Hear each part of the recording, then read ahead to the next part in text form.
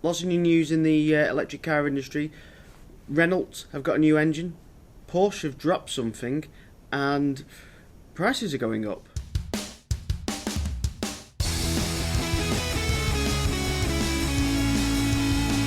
So Renault have released their new Zoe engine, which is not a new engine.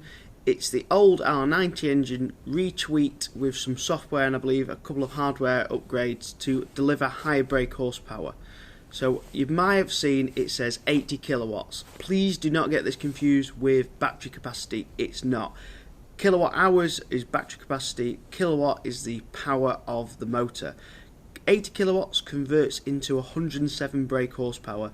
Same as most petrol and diesel cars. If you look in the V5 logbook in the UK and you look down to kilowatts, on the kilowatts it'll say kilowatt power, and you can convert the kilowatt power using Google or something similar into brake horsepower, and that will give the brake horsepower figure. So that one converts, 80 kilowatts converts to 107 brake horsepower. However, major thing that me and a couple of other people predicted completely wrong, and a lot of vloggers and stuff like that have also predicted it wrong, and that is we all thought this new Zoe would come with CCS.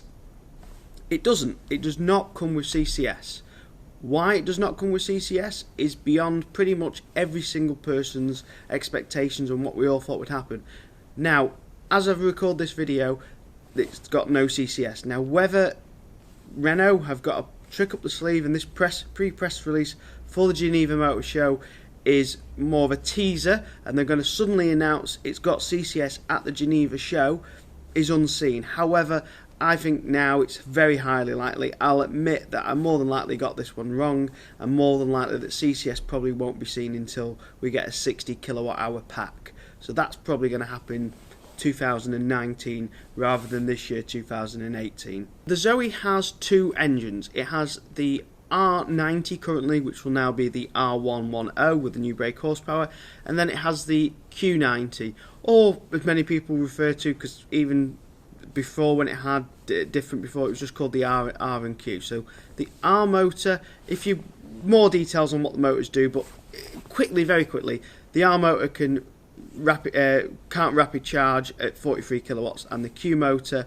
can rapid charge at 43 kilowatts. All power that comes from the national grid is AC, alternating current. When you go and charge your Zoe at home, it uses AC. That power is then converted into DC, direct current, and that then charges the battery, which is a direct current battery. So the power in the Teslas and the Leafs, the conversion happens in the machine. This is at high kilowatts, by the way. So the conversion happens at the machine. So the machine converts power from AC to DC, and then that is put directly into your car. And then there is a charger, obviously, and that charger takes that DC power and puts it straight into the battery. So it's a lot quick. You can scale up the power a lot more in DC to much higher and higher amounts. Eventually, we'll see 350, 400 kilowatt powered charging machines, and the cars will be able to take that kind of power, and we'll see very quick charging times. But this is obviously quite a couple of years away. The machines will come before the cars, or that is the plan. A lot of the charge companies will start releasing them.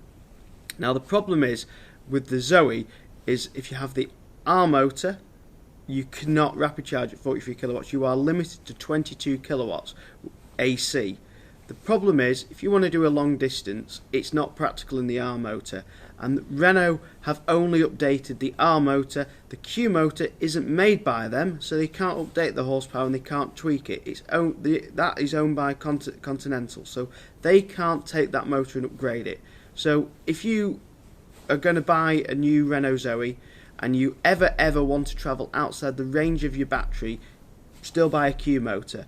If you are very happy travelling within the range of, you're only ever going to travel within your range, and if you do travel in your range, you're quite happy to wait the time it takes to charge when you get to the destination, then you stick with an R motor. R motors are far more efficient at charging. They charge a lot quicker at low kilowatt rates. So anything 7 kilowatt or below, they charge a lot quicker. They charge about the same at 22 kilowatts, and obviously they can't accept any more. They can be plugged into a high-powered rapid charger at 43 kilowatts, but they'll only charge at 22. The Nissan Leafs, for example, can't charge an AC above 3.3 kilowatts unless you have an upgrade. So that is the disadvantage. Even with the new Leafs, they haven't fitted a AC charger that can handle over 3.3 kilowatts unless you pay for it. The standard one only comes with 3.3 kilowatts. And for me, charging anything below 7 kilowatts at home is just silly. So what CCS is DC charging. It will allow power rates. Now, I was expecting 100 kilowatt hours charging rate on the CCS DC, but unfortunately Renault have let us down, and if you want high charging rates, you're going to have to still buy the Q, which does not have the uprated horsepower on the new R110 engine, which is a bit of a letdown off Renault, and hopefully maybe they'll prove me wrong at Geneva and suddenly unveil that it was a big secret and they wanted to keep it right till the Geneva open day, main day, public day, and that they are releasing CCS. Please do that, Renault. If you are listening, don't let us down. So there was another couple of Renault Zoe announcements that came with this press release. There's a couple of new colours. So there's the purple colour that's come out that a few people have seen, and a lot of people love it, a lot of people hate it, but all colours are subjective. And they've also announced that the new Zoes now will have Android Auto. You'll be able to get Android Auto on them. However, as most of you probably already know, you can hack the current Zoes, all the Zoes at the moment, as long as you're running the latest Android version, to run Android Auto. However, as an iPhone user, it's a bit pointless to me, but the new Zoes will come with Android Auto, which allows you to use screen mirroring. You can have Google Maps instead of the current maps, and you can use Waze, which is obviously the community-built map app system. So keep an eye on that. That's going to be on the new Zoe orders. But again, like I said, the most important part here is that if you are thinking about buying a new Zoe, consider if you do need the Q or R motor. But I believe the new colour schemes and Android Auto will be available on both models. So when I first started vlogging about the Renault Zoe, one of the main points that I made about the Zoe was how cheap they were to buy. So if you go back to my very first video, I did a video, I showed my computer screen, and I showed that buying a Renault Zoe was extremely cheap. I think you could pick a 2015 plate up with 9,000 miles for around about 5 grand, 5.2, up to 5.5 grand, depending on colours, extras. But that was for a Q motor, fully loaded with sat nav and reverse camera, and that's what they were selling for. However, check again today, and the prices have risen. They're close to 6.5, 7 grand. So they've gone up over £1,000 in the space of 5 to 6 months. Now, this isn't just the Renault Zoe. It is all battery-powered electric cars in general. Pretty much all electric-powered cars have gone up in price, and some of the media stories have covered that, you know, the prices on used EVs has started to rise. And you might ask, why is this happening? Well, there's a couple of reasons. One, demand has increased. People are starting to realise that, yes, for 90% of the time, and you know, they will only travel the distance of that battery in a given day. So EVs are very practical for them. The other reason I suspect, which is having more of an influence on the price increase, is the price of the new electric cars. So Renault, for example, and the new Nissan Leaf, the new prices are a lot higher. Renault and Nissan have put both the prices up, and there's been a slight drop in the government grant scheme. I think originally when it first kicked in it was 5 grand, I think now it's down to 4.5. Correct me in the comments if I'm wrong, but that's what I think it is at the moment. So a lot of these subsidies and dealer contribution systems have disappeared from these cars, rising the new price, making the used market more in demand, because people are thinking, well, rather than buy a new one, I might as well buy a slightly old second-hand one, etc, etc. So that's helped, and also there's massive delays on most EVs, which are covered in an earlier vlog a couple of weeks ago. So all these effects are having an impact on the used EV market. Also, I think, as I mentioned before, more people now are considering buying an EV, and that also helps to rise the influx of prices. Now, it's more than likely the prices will maintain a steady speed now, and they'll hit a peak, and then they'll drop and depreciate like any other car.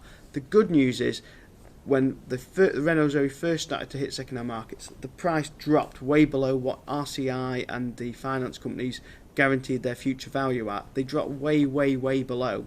But because of this price rise now, they've gone up to where they should be. So if you're getting to the end of a GFV, it will pretty much be where it should be, where in the past you could ask RCI for what they call a cap valuation and you could get a much lower price on your guaranteed future balloon. It's still worth a go, still worth asking, because RCI still have to auction them or retail them on another way, so there is still possibilities of getting a bargain off RCI on your balloon price if you do ask. But at the moment, with the prices going up, they are less likely to do that. If you've noticed that this price has gone up, and if you, like me, you bought your electric car when prices were at the low point and you can now sell for a high point, would you sell your car, or would you quite happy keep it knowing that in 2-3 years time you'll almost pretty much get your money back? Porsche have officially killed off diesel from their range. They've dropped diesel this week in a thing that was kind of predicted for a while. Porsche have said that they're not going to make any more diesel models in their cars. That's it. They've dropped diesel from all their range. You can now no longer order a Porsche in a diesel engine. The reasons for this is Porsche and diesel have never really gone. Porsche is a sports car, so having a diesel kind of defeats that object. And they didn't really do diesel for that long, and they were just pinching other sort of designs of engines and stuff like that and just using them. So they've dropped diesel, and they said that they're going to concentrate now on hybrid and electric technology, which makes more sense for Porsche because electric and hybrid technology allows the vehicle to go a lot faster than you'll ever get out of a diesel, and you'll get better range, and it's better for the environment. The big question is, will the VAG group follow? Will Volkswagen drop theirs? Will Audi drop theirs, and Skoda, etc.? Now, it's very unlikely because there's massive investments from those parts of the groups that have invested in diesel engine. However, the bad press that the VAG group have received from the diesel emission scandal, it's more than likely that they will try and shift the customers now to electric and try and promote how green and clean they are, and how they don't test diesel emissions on monkeys. But it's nice to see that Porsche finally made the move to drop it. Let's hope that a couple of other manufacturers follow, and that we can finally just move over to a cleaner, sort of more substantial technology like hybrid and electric. There's been a lot of bad talk about PHEVs, and I'm not an anti-PHEV person. I think PHEVs are a good idea, and the reason I think PHEVs are a good idea is if someone buys a PHEV that has a 30-mile battery range, and they drive that car for 6-7 months of a year or whatever, and realise that the petrol engine very rarely kicks in, they will realise that if they buy a battery version of that car with a larger battery capacity, that they'll never ever need a petrol engine again. So PHEVs bring people into new technology. They get people to experiment with battery technology and realise that it is more than doable to do their commute every single day on pure electric. And that PHEV will help introduce people to the market. It helps people drive an electric car and realise how fast they are, and that is the best thing. You need a technology bridge. There's some people like myself who will just make the jump straight away, straight to battery technology, and a lot of you watching will just make the jump straight to battery technology, because why pay for two drive versions? So in other words, why pay for an engine and a motor when you can just have a motor which has got less maintenance? It makes more sense to make the jump straight away. But some people need a little bit of coaching, a little bit of sort of reassurance, so they'll buy a hybrid or a PHEV to get used to the technology, and then they'll move over. So I'm not an anti-PHEV and I'm not anti-hybrid. I think they're great technologies to get people introduced into the technology and move people over. The other thing is you're still going to have reps and stuff, people like that do huge, massive mileage in the day. At the moment, there's no battery technology car that's suitable for them because they can't afford to stop. If you're a rep, you need to get as many miles done in the day as possible with as least stopping as possible. Most of them don't even stop for food or lunch breaks, and they eat on the go. So at the moment, PHEVs and hybrids bridge that gap for that type of person, and as the battery technology and capacity improves for those people, they'll move on. But for the 90% of us that 90% of the time only travel within our battery range, jumping to the PHEV, jumping from a PHEV to electric, or straight from an ICE to electric car, makes complete sense. Thanks very much for watching this week's video. Don't forget to check out my other videos down on the side, and don't forget to subscribe. Thanks very much for watching. Goodbye.